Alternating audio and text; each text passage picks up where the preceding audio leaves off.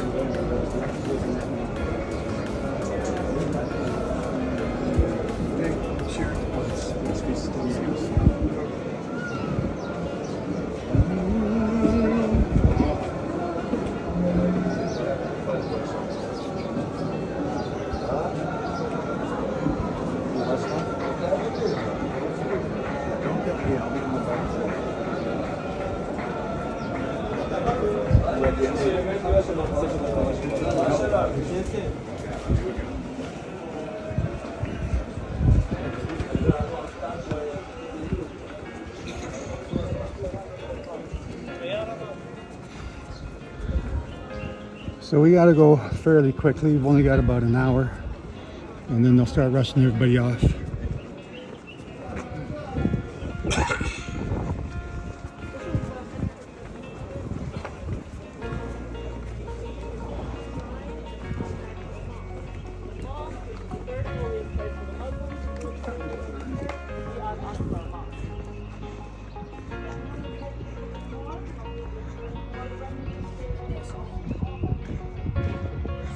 So the question you got to ask is, what makes this place holy? This is the Aqsa Mosque right here.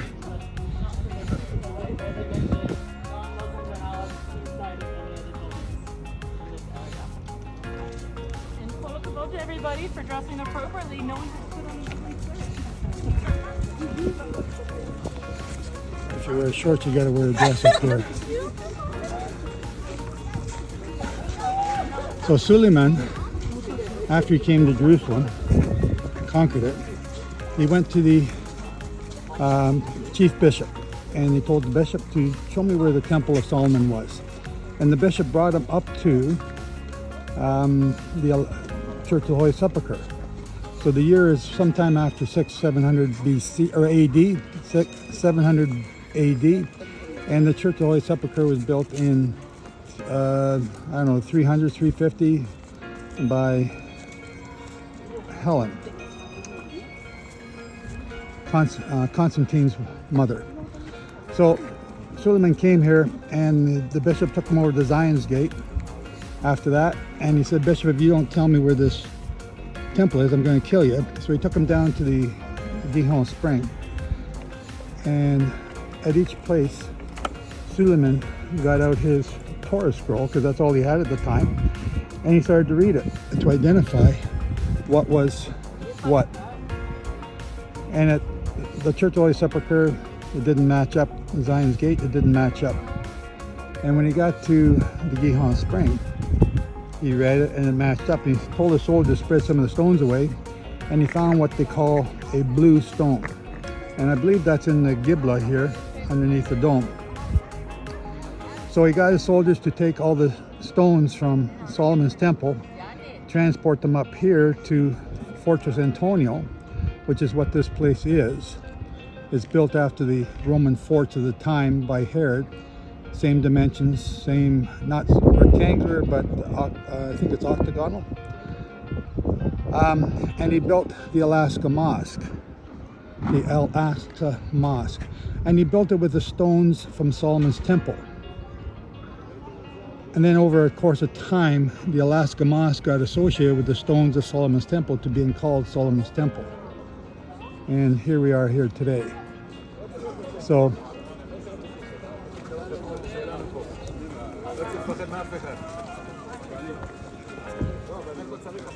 they believe these are the stones, and those stones, the name got transferred, and now the western wall is right over here, and they believe they're worshiping in front of where the temple used to be, right there. And then some people believe the Dome of the Rock over here is the Temple Mount. So that's the story behind it. That's how the name got transferred up here. So let's just walk on and see what we can see.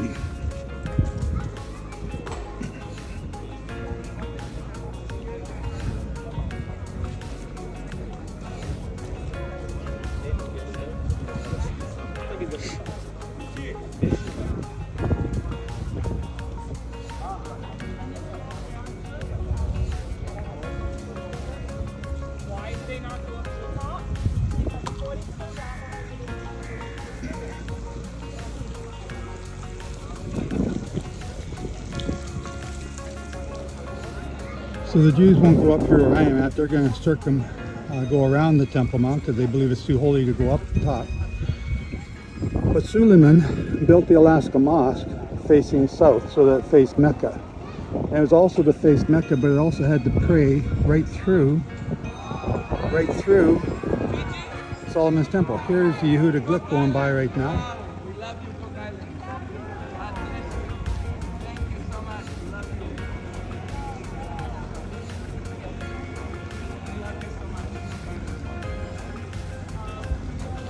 And he's not going to say hello. Anyway, so the Aqsa Mosque is here. It's facing south to Mecca, but it prays directly through where Solomon's temple used to be. And that was the way it was designed, to pray like that. Now, when we go up here to the Dome of the Rock,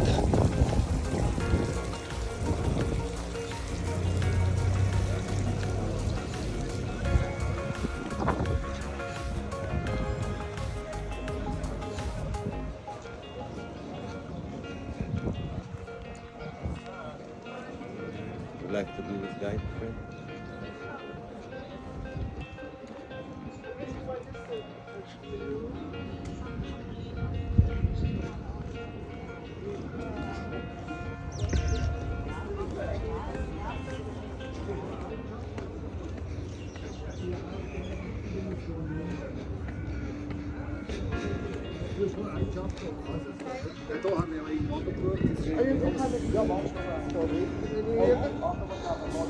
So inside the dome, starting at this door, the patron would go inside and they'd both be facing south.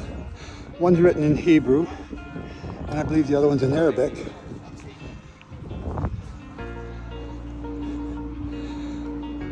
And they would start reading in their language. So Hebrew's read from right to left, and Arabic I think is from right or left to right. And when they finished reading the writing on the wall inside, they would start at this door, go around the entire building, and end up back of this door, so that they were always facing south. Through the Aqsa Mosque, through the temple that Solomon built on the other side. That was the design. So here we are in line with the two doors. So now we're going to go up here and we're going to do something else, because a lot of people believe that the dome of the rock goes through the center of the eastern gate, pointing to where Messiah is coming from. I believe that's the Dome of the Chains, if I remember. I forgot what that name is.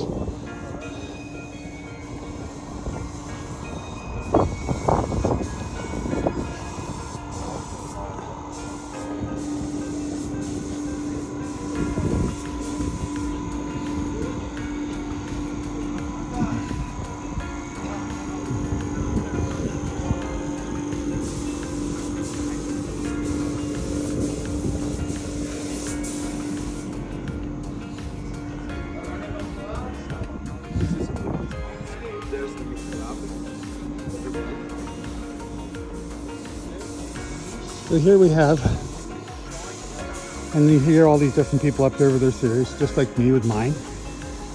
But here we have the center of the dome, right there. The center of the dome, the two domes lined up. I turn around, there's the Eastern Gate. There's the Church of the Our Fathers at the top, way up there. That's the right here where that garden is, down the middle. I'll put an arrow there. That is the Gethsemane. And then down below it,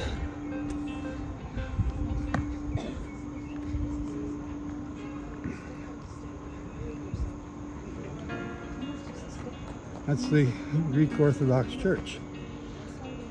Problem is, that's not the Eastern Gate. So we're going to stop here a second. I'll just show you something else.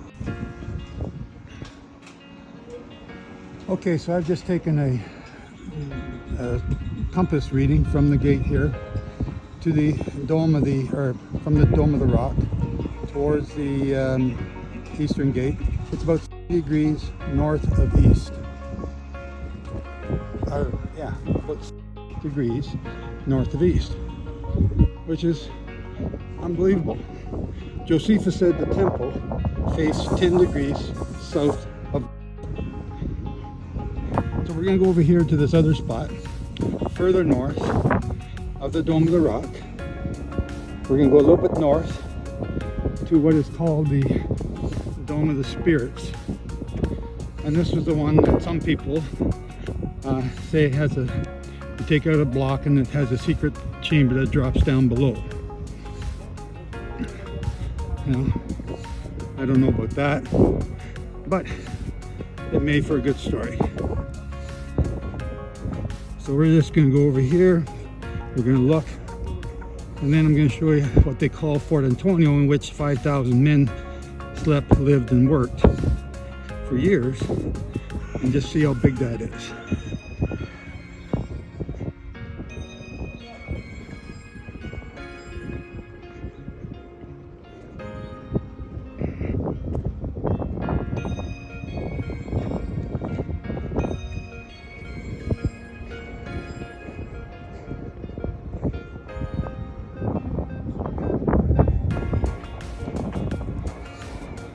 So I'm now standing behind the Dome of the Spirits, and if you look, there's the Eastern Gate right there, and on the Eastern Gate is the Mount of Olives, and that's where I was the other day, showing you, the area that could be the red heifer site. Coming back to the Dome of the Spirits, here's the stones that they say were lifted up, and a secret place below would form. You get to decide where's all the stones. I see two over there. That's one big solid rock right here. Maybe this is it. Again, there's a lot of theories, but until you come here and start checking things out, it really doesn't make a whole lot of sense. right? Again, there's the eastern gate. I am now, I don't know, 30 feet south of it, south of the Dome of the Spirits. And there's the Dome of the Rock. There's the eastern gate. Yeah, I'm about 15 degrees north of east when I'm standing in between the dome and the Dome of the Spirits and looking at that place over there. So now,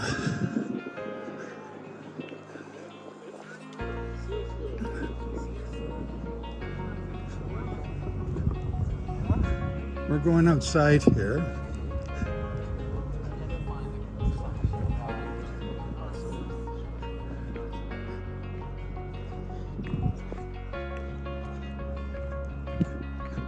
And again, this is the area for the, Fort Antonio. Give your head a shake.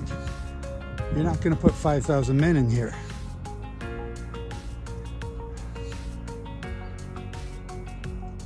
So, again, there's stuff that just doesn't add up. So let's go back up.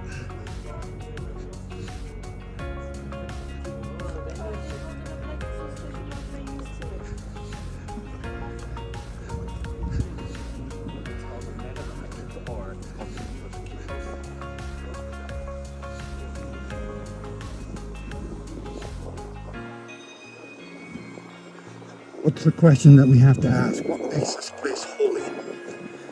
Is it that the temple used to be here? Is it that God's presence is here?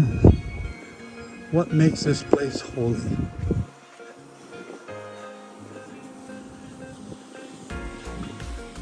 Maybe it's because I'm here. Yeah.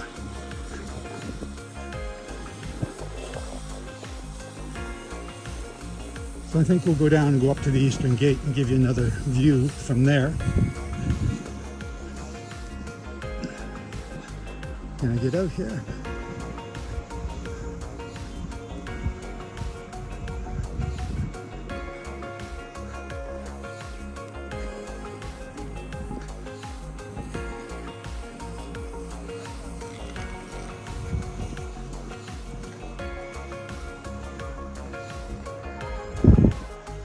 You can see these little troughs running up and down, and they go down into a cistern that are built all underground here everywhere. Lots of big cisterns to collect the rainwater.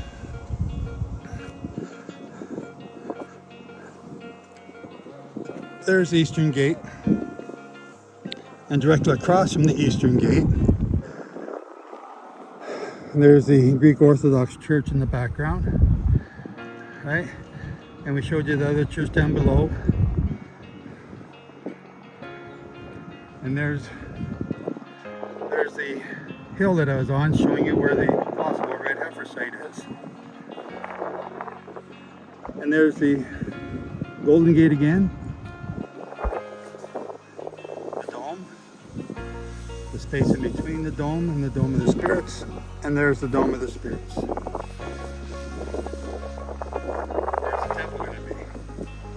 Is the eastern gate really the eastern gate?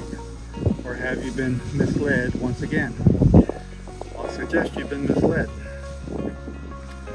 Okay, let's go and stand on the eastern gate.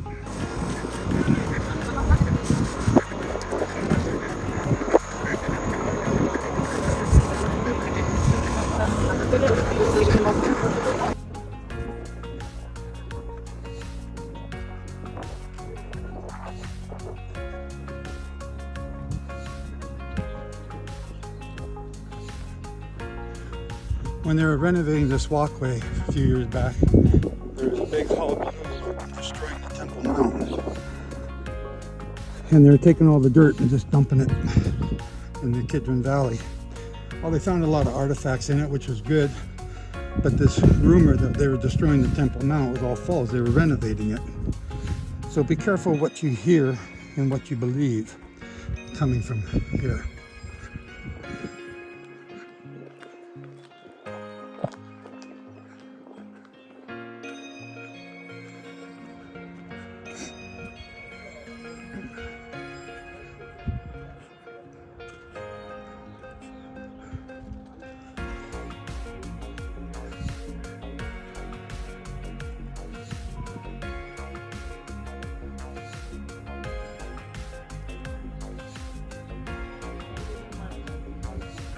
Can't go there? Only here, okay. How do I go up on top? There's other people on top. Okay.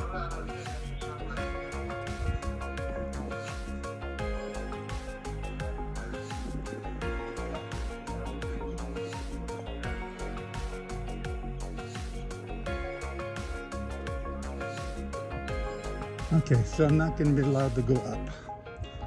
Oh well. It is what it is.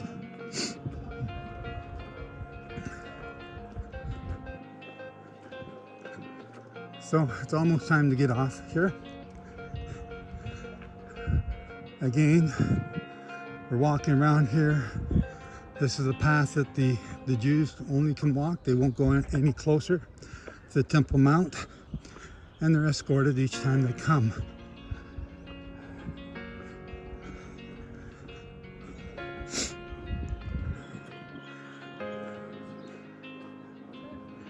And here they are here in front of us. We may as well follow them up.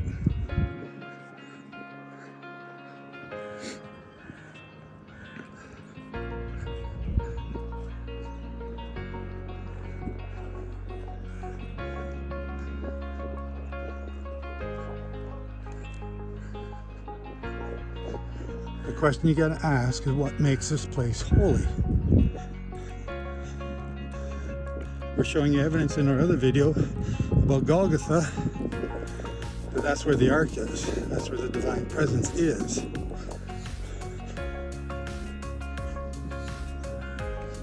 So, you get to decide now what's holy and what ain't. What's true and what's not.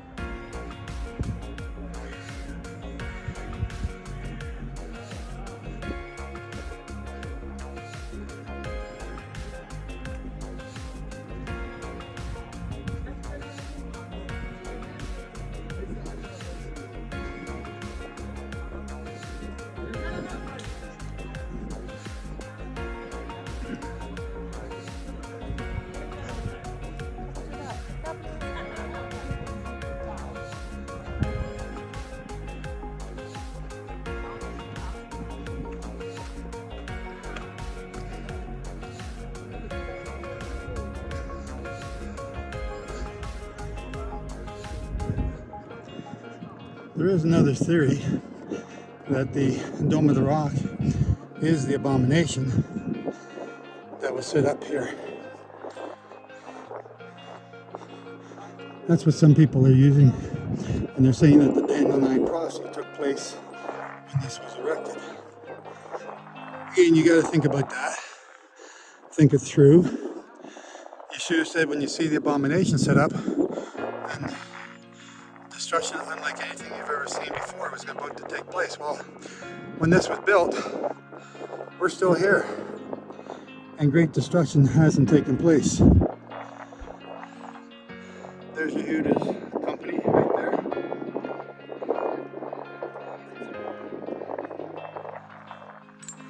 So, if that prophecy is true, then the Daniel 9:27 and Yeshua's warning about the end of the age is false. This cannot be that abomination. Just use your brain and think about it.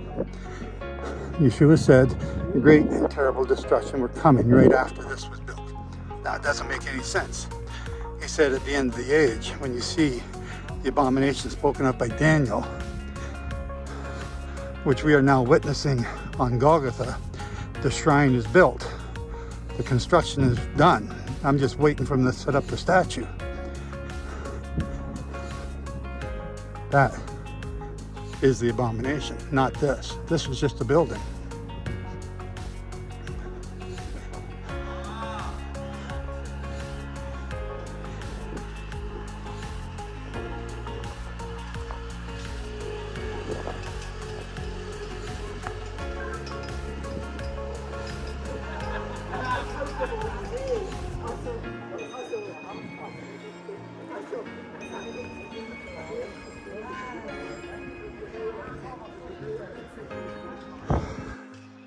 So now you get to decide, folks, what's real, what ain't, what's holy, what ain't.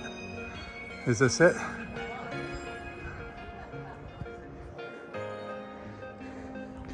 So we're on our way out.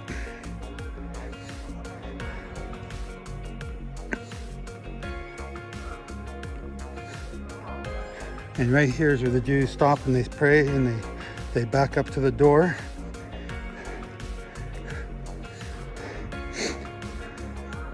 Because they don't want to turn their back on God. Trouble is, he's not here.